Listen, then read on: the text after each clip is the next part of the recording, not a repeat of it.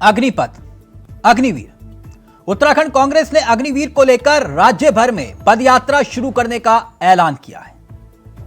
अब इसको लेकर बीजेपी और कांग्रेस दोनों में वार पलटवार शुरू हो गया है। दिल्ली में अग्निपथ योजना को लेकर राहुल गांधी ने सवाल खड़े किए। अब वो उत्तराखंड कांग्रेस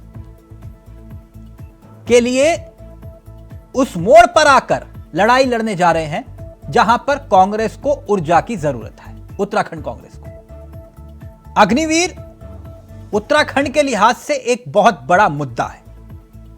ऐसे में सियासत सवाल पूछ रही है कि क्या वाकई में कांग्रेस को इस यात्रा के जरिए सियासी युद्ध लड़ने में मदद मिलेगी। पहले ये रिपोर्ट देखिए और फिर सीधा रुख करेंगे अपने मेहमानों की तरफ, जहां हमारे साथ बीजेपी, कांग्रेस, आम आदमी पार्टी के चेहरे इस कार्यक्रम का हिस्सा बन चुके हैं।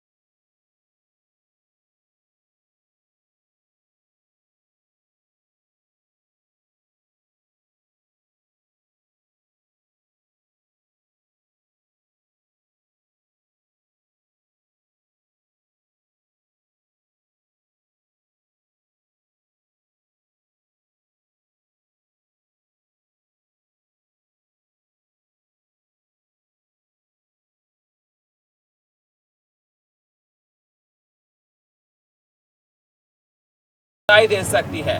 ऐसे में वाजपेयी भी इसकी खूबियां गिना रहे हैं। इस योजना को लेकर अगर कांग्रेस की पदयात्रा में राहुल गांधी 10 दिन उत्तराखंड में बिताते हैं तो इसका फायदा तो कांग्रेस का 24 का अग्निपथ, अग्निवीर, अब इस पर राजनीतिक प्रक्रिया भी आई है। राजनीतिक प्रतिक्रियाएं आपको सुनाते और फिर सीधा रुख करेंगे अपने मेहमानों की तरफ।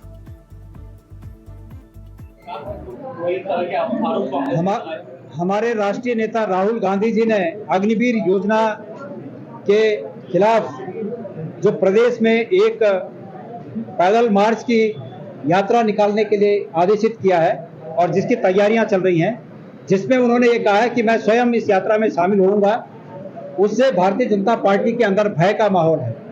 भारतीय जनता पार्टी बुरी तरह भयभीत है और इसलिए परसों प्रेस वार्ता करके उन्होंने ये कहा कि कांग्रेस के नेता युवाओं को बरगलाने का काम कर रहे हैं। मैं उनसे ये बात कहना चाहता हूं कि अगर कांग्रेस के कांग्रेस युवाओं को बरगलाने का काम कर रही है तो अग्निवीर योजना के फायदे युवाओं के हित में क्या है, ये उसको स्पष्ट रूप से जनता के सामने रखें। क्या फायदे हैं? जो युवा वर्षों से तैयारी कर रहा है उसको 4 साल में भर्ती होने के बाद आप बाहर का रास्ता दिखाने की योजना बना रहे हो और उस योजना का समर्थन भी कर रहे हो, तो आने वाले चुनाव में यहाँ के युवा आपको उसका हिसाब किताब बताएंगे। अग्निवीर ये जो योजना केंद्र सरकार लाई थी, हम पहले दिन से ही कह रहे थे कि ये जो योजना है इसका ठीक ढंग से इसको नहीं बनाया जा रहा। जिन बच्चों को 4-5 साल के लिए अग्निवीर के द्वारा सेना में भर्ती किया जाएगा।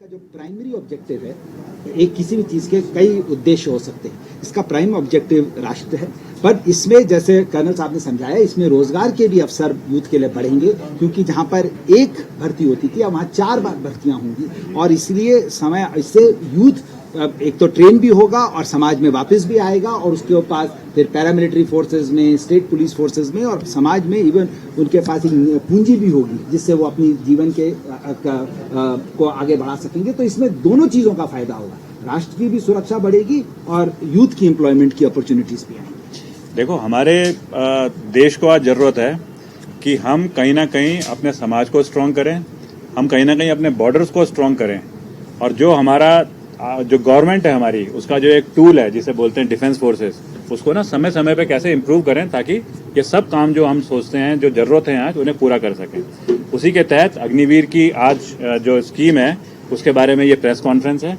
जिस प्रेस कॉन्फ्रेंस में ये बताने की कोशिश करी।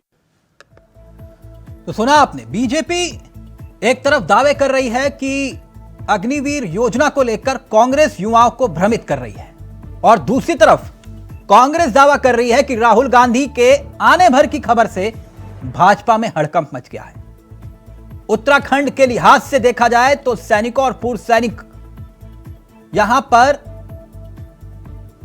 जीत और हार किसी भी राजनीतिक दल की वो तय कर सकते हैं। इस लिहाज से भी उत्तराखंड में यह मुद्दा काफी महत्वपूर्ण हो जाता है, और आज इसी मुद्दे पर हम चर्चा करेंगे। हमारे साथ जुड़ेंगे तमाम मेहमान। आपको बता दें कि आज हमारे साथ इस चर्चा में जो शामिल हो रहे मेहमान, गरिमा दसोनी कांग्रेस का चेहरा है, देवेंद्र भसीन साहब बीजेपी का चेहरा है, और रविंद्र आनंद आम आदमी पार्टी का चेहरा है। आप तीनों का बहुत बहुत स्वागत है। सबसे पहले मैं भसीन साहब आपसे इस चर्चा की शुरुआत करना चाहूंगा। इतनी बेचैनी क्यों? क्या इसके पीछे सिर्फ एक यही वजह है कि उत्तराखंड में सैनिकों और पूर्व सैनिकों के परिवारों का वोट बैंक, अगर मैं गलत नहीं हूं तो लगभग 12% है, और इतना बड़ा वोट बैंक किसी भी पार्टी की राजनीतिक किस्मत चमकाने के लिए काफी है? क्या यही वजह है आपकी बेचैनी की? देखिए, कमजोर नब्जवादी? पहली बात तो मैं ये कहना चाहूंगा कि कांग्रेस के इस अभियान को लेकर भारतीय जनता पार्टी में किसी प्रकार से कोई बेचैनी नहीं है। उनके राहुल जी आए, प्रियंका जी आए, उनकी पार्टी का मसला है, जल्दी यात्रा करें, आगे करें, हमें कोई दिक्कत नहीं है। हमारा केवल ये कहना है कि ये देश की सुरक्षा से जुड़ा मामला है, साथ ही युवाओं के रोजगार से जुड़ा मामला है, और ये पहली बार नहीं है कि कांग्रेस के द्वारा अग्निपथ का जो है विरोध किया जा रहा है। इससे पहले कांग्रेस राष्ट्रीय स्तर पर इसका विरोध कर चुकी है, और चुनाव में जनता ने इनको नकार दिया, उत्तराखंड सहित। तो ऐसे दुबारा से ये जो मुद्दा विहीन कांग्रेस है, एक नए तरीके से बात को रखने की कोशिश तो आप इतने परेशान क्यों रहे भसीन साहब? करने दीजिए इनको। नहीं तो कर रहे हैं, करते रहिए। हम तो केवल एक बात कह रहे हैं। हाँ। हमने कब कहा कि राहुल जी क्यों आ रहे हैं, हम कब कह रहे हैं कि प्रियंका जी क्यों आ रही है, हम कब कह रहे हैं कि यात्रा क्यों कर रहे हैं? हम तो केवल ये कह रहे हैं कि आप उत्तराखंड के युवाओं को भ्रमित मत करिए। अग्निवीर जो है वो देश की सुरक्षा और युवाओं के हित में लाई गई है, और मैं सब बिल्कुल पूरी डिस्कशन करने के लिए तैयार हूँ। ये जो कहते हैं कि 2023 में या जब भी 4 साल हो जाएंगे वो बेरोजगार कर दिया जाएगा, तो ये भी अपने आप में एक गलत तथ्य है। पहली बात तो ये कि एक बड़ा, मैं उस पर एक अलग चर्चा कर लूंगा। अभी मेरा विषय फोकस्ड है, बिल्कुल मैं फ्रेम से बाहर नहीं जाना चाहता डिबेट को। ओके, एक मिनट। गरिमा जी, आप लोग कह रहे हैं बेचैन है, ये कह रहे हैं कि नहीं आइए, देहरादून आइए, देवभूमि आइए, कोई दिक्कत नहीं है, राहुल जी आए, प्रियंका जी आए। आप लोगों ने मुद्दा पहले भी उठाया, अब भी उठाइए, जनता ने पहले भी नकार दिया, अब भी नकारेगी। जी तिलक जी, बहुत धन्यवाद आपका इस टॉपिक पर चर्चा रखने के लिए। पहले तो मैं ये बता दूं कि हम सबके लिए बहुत ही गौरव का विषय, खुशी का विषय है कि उत्तराखंड के हर परिवार का लाल किसी न किसी रूप में मां भारती की सेवा कर रहा है, या तो दामाद या बेटा या भतीजा, किसी न किसी रूप में। आप देखिए, पैरामिलिट्री फोर्सेस हों या आर्म फोर्सेस हों, तमाम फोर्सेस में हमारे लोग वहाँ हैं और देश की रक्षा कर रहे हैं। ये बहुत गर्व की अनुभूति देता है। आपने बहुत सारी बातें कही, चाहे प्रेस कॉन्फ्रेंस के जरिए, चाहे वसीम जी ने यहाँ। हमारा क्वेश्चन तो यही है कि हम मान लिया एक बार को हम भरमा रहे हैं, हम बरगला रहे हैं, लेकिन आप जो कह रहे हैं कि ये देश को सुरक्षा देगा, ये पुख्ता करेगा सरहदों को, ये रोजगार देगा, हम पूछ रहे हैं हाउ, कैसे? उसके प्लस पॉइंट गिनाइए, तो आप उसके एस्पेक्ट गिनाइए। तो आपके तो एक नेता ने उत्तराखंड के यहाँ तक कह दिया कि जो 4 साल में रिटायर होकर आएगा वो हमारे भवनों में उनको हम वरीयता देंगे चौकीदारी में। यानी कि जो आपके पाक सितारा अटारी जैसे बन रहे हैं हर जिले में ऑफिस, वहाँ चौकीदारी करने के लिए युवा मेहनत में कुछ मशक्कत कर रहा है क्या? देश की सरहद, एक मिनट तिलक जी, बात खत्म कर लूं। देश की सरहद, राष्ट्र प्रेम और जो जज्बा राष्ट्र के लिए होता है, वो क्या भाजपा के कार्यालय के लिए जागृत करेगा युवा? इसलिए मेहनत मशक्कत कर रहा है कि उसको कहीं चौकीदारी करनी है, भाजपा नहीं तो कांग्रेस के कार्यालय में। अच्छा, ये क्या समझ आता है? 2022 में आपने समझाया था युवाओं को ये बात? नहीं, देखिए उस वक्त योजना लॉन्च ही हुई थी। अच्छा, मैं जैसे आपको यही बताना चाहती हूँ, इसी पर मैं आ रही थी कि 1 साल 1 महीने से ज्यादा हो गया इस योजना को लॉन्च हुए। तो भारतीय जनता पार्टी के उत्तराखंड के कैडर को ये 1 साल 1 महीने बाद ही क्यों याद आया कि ये आए और युवाओं को उसके गुलाबी पहलू को भी बताएं। राहुल गांधी जी के आने से आप मानो ना मानो ये बैकफुट पर हैं। ये कहीं ना कहीं हड़कंप नहीं भूकंप इनके खेमे में है। और हम तो कह रहे हैं कि 23 साल में एक युवा को आप बेरोजगार कर देंगे। जो उम्र उसकी नौकरी में लगने की है उसमें वो घर आकर बैठ जाएगा। किस माँ को अच्छा लगेगा कि 23 साल बसीन साहब, वो कह रहे भूकंप के झटके महसूस हो रहे हैं आपके खेमे में सिर्फ राहुल गांधी के आने भर की खबर से। ये तो अपने मुंह से अपनी प्रशंसा करने की बात है। कल इनके राष्ट्रीय प्रवक्ता जो यहाँ पर अपनी घोषणा कर रही थी, उनकी बौखलाहट देखिए। उनको यही पता नहीं था कि जो भारतीय जनता पार्टी के नेताओं ने जो प्रेस कॉन्फ्रेंस करी उनका परिचय क्या है। कह रहे कि ऐसे लोगों से प्रेस कॉन्फ्रेंस कराती जिनका बीजेपी से लेना देना नहीं है, पता नहीं वे कौन है। उनको मालूम होना चाहिए था कि हमारी जो प्रेस कॉन्फ्रेंस कर रहे थे कर्नल अजय भूटिया, वो भारतीय जनता पार्टी के प्रदेश प्रवक्ता है। और दूसरे जो उनके संग बैठे थे हमारे वरिष्ठ नेता श्री शौर्य डोभाल, वो भारतीय जनता पार्टी के प्रदेश कार्य समिति के सदस्य हैं। लेकिन पता ही नहीं है। और ये सीधी कांग्रेस के नेताओं की इसलिए भी है, इसके बाद होमवर्क नहीं होता। केवल राहुल जी ने नहीं, आप लोग कह रहे हो हम सीरियस नहीं ले रहे, फिर अपने बड़े बड़े नेताओं को आप कह रहे हो कि जनता को बताओ कि ये झूठ बोल रहे हैं, भ्रमित कर रहे हैं। वसीम साहब, ये समझ में नहीं आया। देखिए मुख्य बात क्या है कि ये सैन्य प्रदेश है और युवाओं को भ्रमित करने का कोई भी षड्यंत्र होगा कि सीमांत प्रदेश है, किसी रूप में भ्रमित करने का प्रयास होगा तो देश की सुरक्षा के लिए भी ठीक नहीं है और युवाओं के लिए भी ठीक नहीं है। तो निश्चित तौर पर हम बोलेंगे। और अगर हम नहीं बोलेंगे तो कांग्रेस के प्रवक्ता आपकी डिबेट में बोलेंगे। देखिए हमने उनकी बोलती बंद करा दी तो बोलना पड़ेगा। अच्छा, मतलब जवाब देने के लिए आपके बड़े बड़े नेता जो हैं रण में आए, हमारे प्रदेश के नेता बोलेंगे, लेकिन और इनके तो लेकिन अगर मैं गलत नहीं हूं तो 2022 में जिनसे आप वकालत करवा रहे थे 2022 में वही विरोध कर रहे थे इसका। जिन कर्नल कोठियाल से आप इसकी वकालत करवा रहे थे 2022 में इसी का विरोध कर रहे थे वो। एक कर्नल कोठियाल उस समय आम आदमी पार्टी के नेता थे। अच्छा। और उनके प्रदेश के मुख्यमंत्री के चेहरे थे जी। लेकिन जब उनको आम आदमी पार्टी की पूरी एस्टेट मालूम चली और उसके खोखलापन की जानकारी मिली, उन्होंने आम आदमी पार्टी। ठीक, रविंद्र आनंद जी, एक मिनट आ रहा हूं मैं गरिमा जी आपके पास। रविंद्र जी, मेरी आवाज आ रही है आपको? आनंद जी, आ रही है। आनंद जी कैसे हैं आप? आ रही है।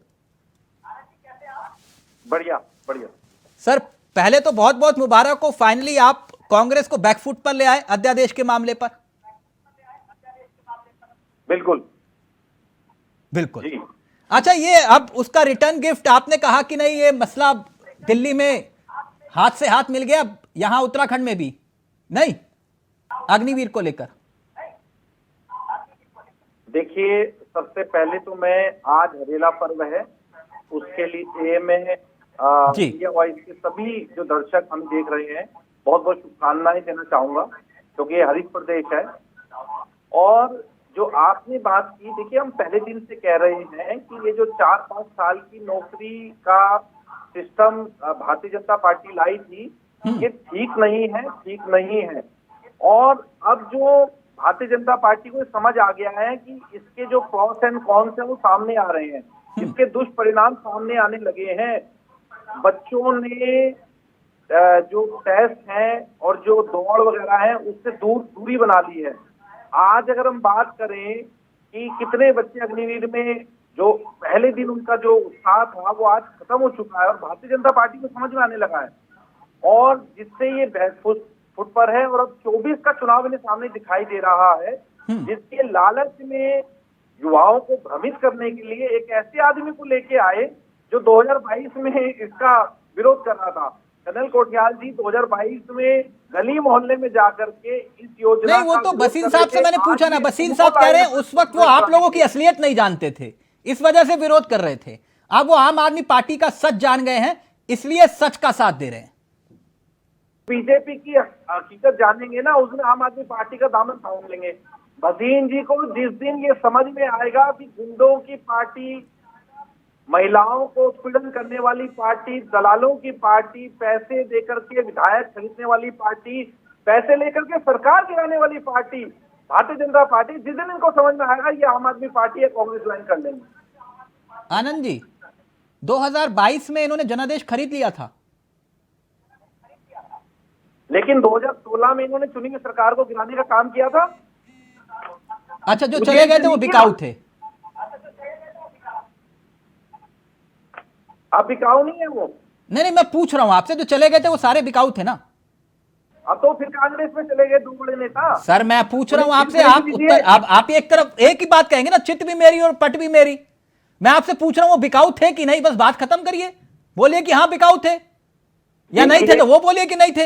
ईडी के डर से, अब सर आप हाथ जुड़वाइए सर, मैं कुतर्कों पर बहस नहीं कर सकता आनंद जी। पैसे से साम दाम दंड। ठीक, okay okay okay okay okay. जनादेश दिल्ली में आए तो जनादेश का सम्मान उत्तराखंड की जनता दे, तो उत्तराखंड की जनता के जनादेश को खरीद लिया गया।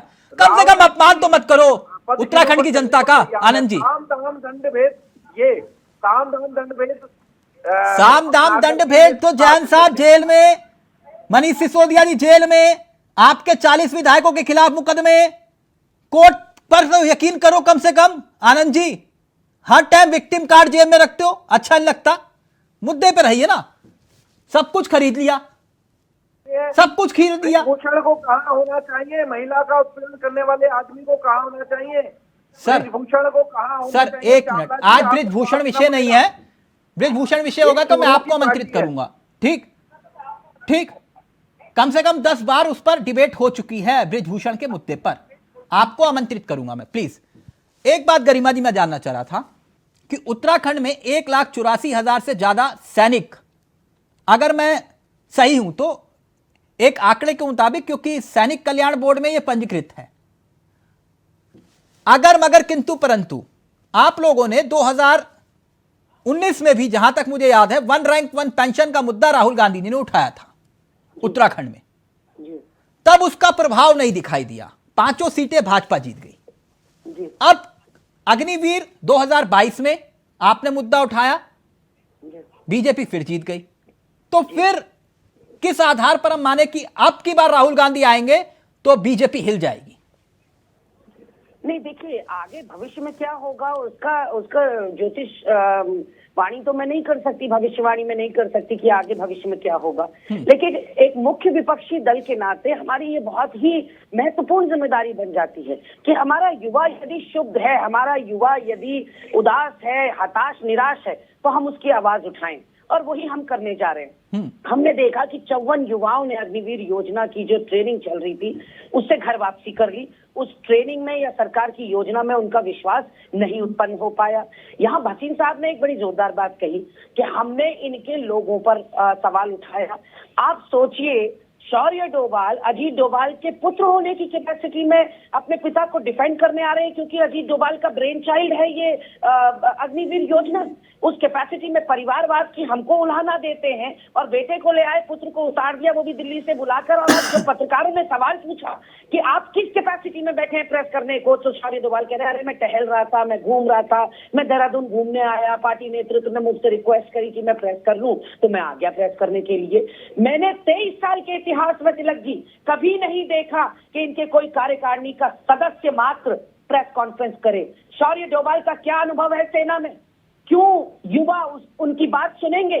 क्यों युवा गंभीरता से उनकी बात सुने? ऊपर से प्रेस कॉन्फ्रेंस में शौर्य डोभाल उनको ललकारते हैं राहुल गांधी को कि युवाओं को मत बरगलाओ, तुम क्या जानो गोली क्या चीज होती है, तुम क्या जानो बम क्या चीज होती है। जिसकी दादी का शरीर 32 गोलियों से भून दिया गया हो, जिसके पिता को बम से उड़ा दिया गया हो, वसीम साहब, राहुल गांधी को शौर्य डोभाल, वसीम साहब जवाब दीजिए। जानो गोली क्या चीज होती है। अरे शौर्य डोभाल अपना अनुभव बताओ, करा दीजिए, देश का युवा तुमको क्यों सुने? सिर्फ इसलिए कि तुम अजीत डोभाल के बेटे हो। और भसीन साहब गरिमा जी जवाब ले लीजिए वसीम साहब से। 1 मिनट मेरा नंबर है, 23 साल में ये बताएं कि इनके कौन से कार्यकारिणी सदस्य ने आकर मेरी बात सुन लीजिए शांति से, ओवरराइड करके या सब्साइड करके अपना प्रेस कॉन्फ्रेंस में बैठा हो। गरिमा जी अब सुन लीजिए ना, वसीम जी की बात भी सुन लीजिए। अब आपने अपनी बात पहली बात तिलक जी मैं ये कहना चाहूंगा, शौर्य डोभाल जी श्री अजीत डोभाल जी के पुत्र हैं, इस बात को यहाँ पर जोड़ना बिल्कुल गलत है। कारण यह कि शौर्य डोभाल जी का अपना व्यक्तित्व है, अपने तरीके से काम कर रहे हैं, एक बात। दूसरा उन्होंने कहा कि किसी कार्य समिति में दिखाई नहीं दिए। अरे मैं स्वयं मौजूद था जो पिछले ऋषिकेश के पास जो कार्य समिति हुई थी, वहीं शौर्य डोभाल जी भी बतौर विशेष आमंत्रित उपस्थित है वहां पर। तीसरी बात, शौर्य डोभाल जी युवाओं से संबंधित कई जो है कार्यक्रम चलाते रहते हैं, तो उनका सीधा युवाओं से इंटरेक्शन है। अब जब उनके बारे में पता ही नहीं है आपको, आप इस प्रकार का बयान ना दें तो बेहतर है। और विषय शौर्य डोभाल नहीं है, आज विषय पर आइए। मैं एक बात जानना चाह रहा हूँ जी, बस एक बात और कहूंगा कि सारे मामले में शौर्य डोभाल जी को उनके पिता से मत जोड़िए, पहली बात। और दूसरा, जिस नीति को, जिस स्कीम को हमारे जो कंबाइंड डिफेंस के CDS उन्होंने यस बोला हो, तो हमारी तीनों सेनाओं के प्रमुखों ने कहा ये देश में है, तो उसके बारे में कांग्रेस सवाल उठाती है तो बड़ी हैरानी होती है। इनसे हमारा कहना यही नहीं, विषय वो नहीं है, विषय वो नहीं है। देश में कई रक्षा मंत्री रहे। एक मिनट रुकिए ना, एक मिनट रुकिए, एक इस चैप्टर को यहीं क्लोज करते हैं। देश में ना जाने कितने रक्षा मंत्री रहे, ठीक, अगर उनको जाकर अगर लड़ाकू जहाज के सामने खड़ा कर दो, पूछ कहां है और सर कहां है वो नहीं बता पाएंगे। ऐसा हुआ, कई बड़े नेता बोलते थे, बिल्कुल होता था ना ऐसा। तो मैं वो ये नहीं कहता किसकी क्या काबिलियत है, वो पैमाना छोड़ दीजिए। विषय बस इतना है कि क्या आनंद जी ये बात सच नहीं है कि एक अनुमान के मुताबिक, अगर सेना की ही बात करूं, हर 5वां जवान उत्तराखंड का होता है। किसी भी राज्य के लिए एक बड़ा वोट बैंक है। क्या कांग्रेस ने सही नफ पकड़ी है बीजेपी की कि इसका विरोध करेंगे तो वोट मिलेगा? आपने मुझसे सवाल किया जी आनंद जी। देखिए, ऐसा है कि भारत को एक प्रयोगशाला समझने वाली भारतीय जनता पार्टी समय समय पर चीजों को थोपने का काम करती रही है और बहुत सारी इनकी चालें उल्टी पड़ी हैं। उसमें से अग्निवीर भी एक है, उसमें से डिमोनेटाइजेशन भी एक है, उसमें से किसान बिल भी एक है। ऐसे न जाने कितने उदाहरण हैं जो इनको पीछे लेने पड़े। अब अग्निवीर को कांग्रेस जो हाईलाइट कर रही है, क्योंकि लोगों को समझ नहीं आ रहा, अब उससे लाभ के उसमें जरूर देखा जा रहा होगा कांग्रेस के दृष्टिकोण से। लेकिन अगर एक सैनिक परिवार के आप दृष्टिकोण से या उत्तराखंड के एक बच्चे के दृष्टिकोण से सोचो तो ये योजना बिल्कुल भी काम की नहीं है। यानी कांग्रेस ने सही मुद्दा उठाया। 5 साल की नौकरी की योजना बिल्कुल भी काम की नहीं है। आनंद जी, मैं आपसे वही तो पूछ रहा हूँ, सही मुद्दा उठाया ना कांग्रेस ने। धन्यवाद तिलक जी मैं कुछ कहूँ? एक मिनट आनंद जी को बोलने दीजिए। मैडम, आपने समर्थन किया उसका कुछ तो है? हाँ आनंद जी, मैंने कहा सही मुद्दा उठाया ना कांग्रेस ने। देखिए, ये समय की मांग है। मुझे लगता है जो उत्तराखंड के युवा हैं, जो फौजी परिवार से हैं, आज हमारा उत्तराखंड देश पे निछावर होने वाला सबसे अग्रणी। आनंद जी, मेरा सवाल समझ में नहीं आया आपको। मैंने पूछा कि कांग्रेस ने सही मुद्दा उठाया कि नहीं। इसमें क्या, इसे कहने में कोई हर्ज नहीं है। ये सही मुद्दा है। जनता की आवाज उठाना ही विपक्ष का काम है। बहुत बढ़िया, बहुत अच्छा। गरिमा जी, आम आदमी पार्टी कह रही है बहुत अच्छा मुद्दा उठाया आपने, हम आपके साथ हैं। ओके आनंद जी, मैं बोल दिया मैंने। गरिमा जी प्लीज जल्दी से, फिर बसीन साहब आपका फाइनल कमेंट। जी तिलक जी, केवल यही मुद्दा नहीं, मैं तो धन्यवाद ज्ञापित करूंगी दिल की गहराइयों से अपने शीर्ष नेतृत्व को, जितनी संवेदनशीलता और गंभीरता के साथ हमारे उत्तराखंड जैसे छोटे और गरीब राज्य को इतने सीरियसली वो हर बार लेते हैं। अंकिता हत्याकांड में आप देखिए, नहीं गरीब नहीं है मैडम। गरिमा जी, मैं नहीं मानता उत्तराखंड गरीब राज्य है ना। नहीं, गरीब राज्य नहीं तो और क्या। यहाँ आप विकास का हाल देख लीजिए क्या है। नहीं, विकास ना होना एक अलग विषय हो सकता है, लेकिन गरीब नहीं मानता हूं मैं उत्तराखंड को। मर जाती है यहाँ की माँ जो है, अपने पीठ पर बोझा ढोते ढोते मर जाती है। जो राज्य पूरे देश को ऑक्सीजन देता हो, वो राज्य गरीब कैसे हो सकता है? देश को ऑक्सीजन देता है, जहां से गंगा निकलती हो वो राज्य गरीब कैसे हो सकता है? जहां पे 4 धाम हो वो गरीब कैसे हो सकता है राज्य? मैडम, मैं वही तो आपसे कह रही हूँ कि राज्य का अपने को फूंक कर दूसरों का घर जला रहा है ना उत्तराखंड। उत्तराखंड दिए के माफिक है कि खुद जल रहा है, लेकिन देश को रोशनी दिखा रहा है। अगर इसके बावजूद भी 2024 में आप चुनाव हार गए तो आप करेक्ट करिए, करेक्ट योरसेल्फ। अग्निवीर नहीं, अंकिता हत्याकांड, जोशीमठ भूदसाव, यहाँ एक पूरी टीम भेजी, वैज्ञानिकों की टीम भेजी, बसीन साहब की एक टीम भेजी। बसीन साहब, हमारे नेतृत्व ने हमेशा बसीन साहब, अब कैसे कहीं ये बैकफायर तो नहीं हो जाएगा मुद्दा? तिलक जी, मैं एक चीज और कहना चाहता हूँ। हाँ। जो हमारे दोनों प्रवक्ता साथियों को ध्यान देनी चाहिए, अग्निवीर जो योजना है उसका समर्थन सीडीएस साहब ने खुद किया और हमारी तीनों सेनाओं के प्रमुखों ने इसके बारे में साफ कहा कि बहुत अच्छी योजना है।